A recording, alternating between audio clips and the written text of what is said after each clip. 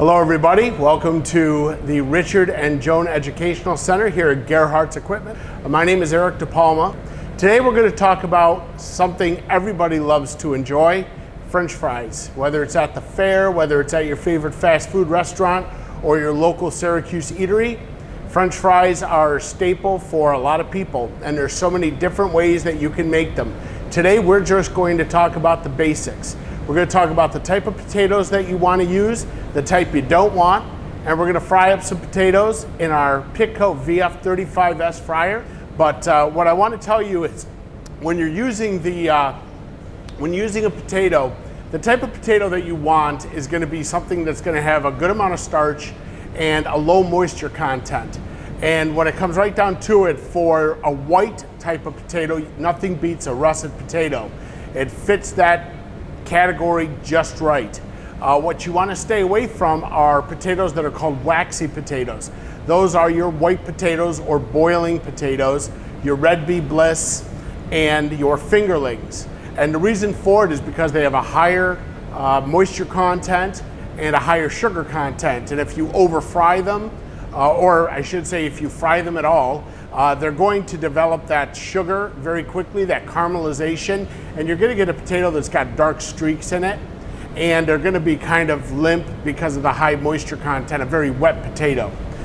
When you go with a sweet potato, you can't go wrong there, because that also is a drier potato, and it's got a good amount of sweetness in it as well as starch. And it's that starch that's really going to hold that potato well together, and it's going to produce that perfect finished product. And what we're looking for is a full flavored potato, a fry that's going to be crispy and flavorful. We're going to run this through a Vollrath machine that is designed to process French fries from the potato. You can get this in different size grids so that you can have different size fries as your end product, depending on what you need and what your customers want at your place. So it's just the attachment, actually. You could just remove this piece, and it unscrews here with these bolts. You take out this cartridge. It's also designed this way for cleanability. And you take it apart, clean it, put it back together. This would normally be a unit that sits on a wall, and you can see it's got brackets on the back of it. And it's designed to go up on a wall. And typically when it hangs from the wall, the person, the operator, is going to have a bin underneath it so that they can grab the potato, put it in, pull down the lever, and the finished product comes out into a barrel, a tub of some sort that's lined to collect the fries to take it on to the next step. We're going to do it on the tabletop here, but it'll show you the same exact result, end product, okay? So all we do is we lift up the handle here. We want to position this right in the center, like so. And now we're going to brace it because we don't have this anchored, and basically just force it through.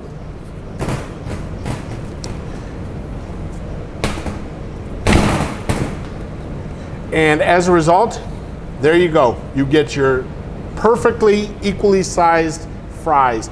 And don't worry about the ends. Of course, they're not every fry is going to be perfect, but that's part of the enjoyment of having an all-natural French fry.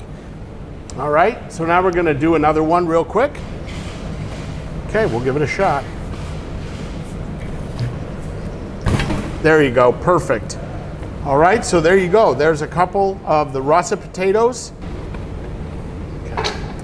So in some cases, you might not have a machine like the one we were using for the russet potatoes, and so you may have to cut it by hand. So what I would recommend is get a good sharp knife, get your cutting board stabilized on your table, and then what you're going to do is you're going to get a flat surface on your potatoes. So what I would do is, for example, I would cut this in half like this.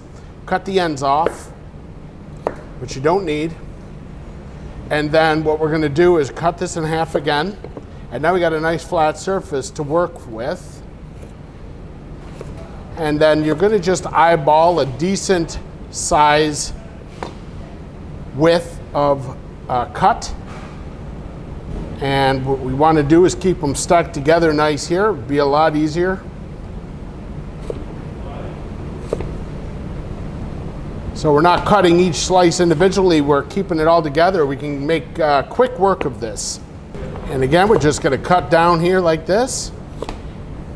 And as you can see, we've got nice uniform slices. So now we've got our potatoes sliced. I did more of the russets than the sweet potatoes. We're gonna fry them at 350 degrees. That's the ideal temperature you wanna keep your fryer at. Anything lower and the fries are actually gonna absorb the oil and you're gonna end up with a greasy fry. You wanna make sure that your fryer is up to temperature.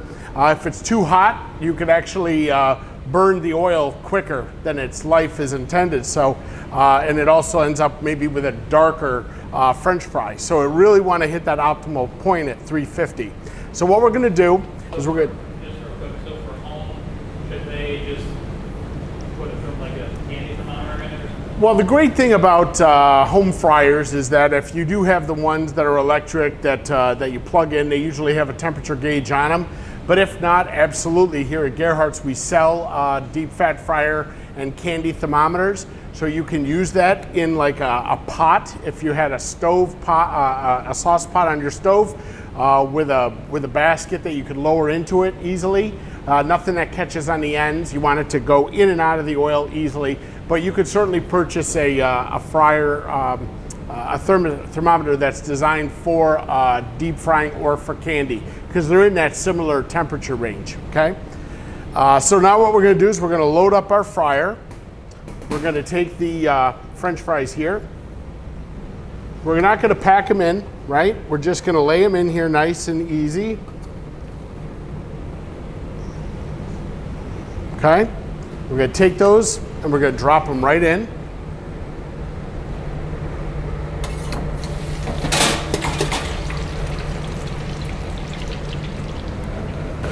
Coming along beautifully.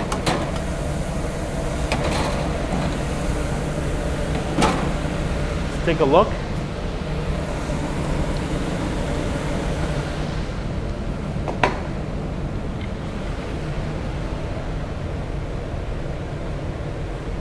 You can see that is very crispy on the outside. It's got good caramelization.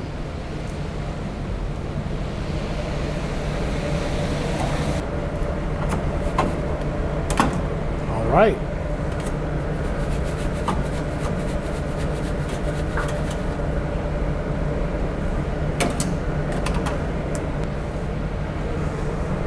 Gonna bring our bowl over here so we're not dripping oil on the floor.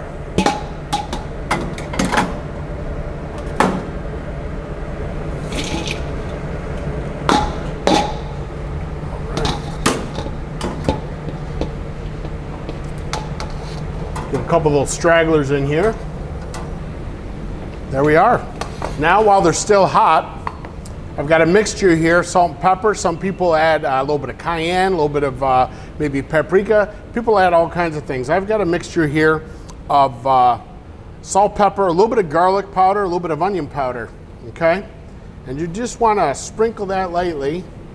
Potato really accentuates, amplifies those flavors very nicely. We've got to give a nice toss. And you can hear the crispiness. If that was a limp potato, you would not be getting that nice sound. So that's perfect.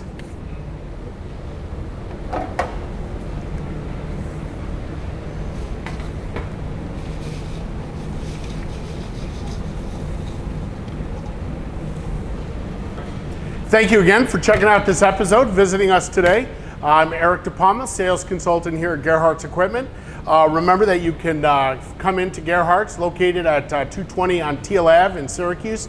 Ask any questions you need about your kitchen equipment needs. We're more than happy to help you in all phases from start to finish. All the equipment you've seen here, whether it's the cutting board, the knives, the gloves, the deep fryer, the exhaust hood, the French fry cutter that we used, all of this equipment is available through Gerharz Equipment. Come on in and talk to us. More than happy to help you with all of your needs. Be sure to like us on this video. Be sure to follow us. We've got more videos to come. If you are on Twitter, please follow us on Twitter as well. And be sure to subscribe to the YouTube channel.